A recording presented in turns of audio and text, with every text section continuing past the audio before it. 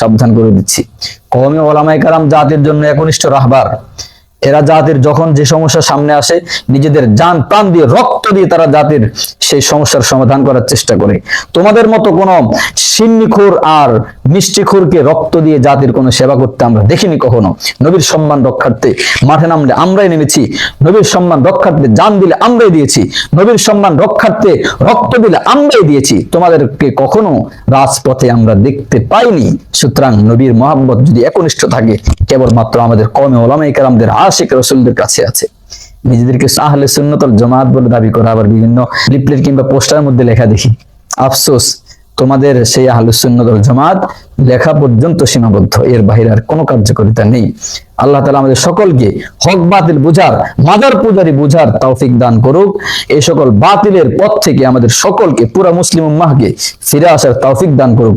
তাদেরকে আল্লাহ তাআলা হেদায়েত দান করুন, যেন তারাও নিজেদের এই প্রতিভাকে দ্বীনের পথে, হকের পথে, সঠিক পথে ব্যয় করতে পারে। আল্লাহ তাদেরকেও তৌফিক দান করুন।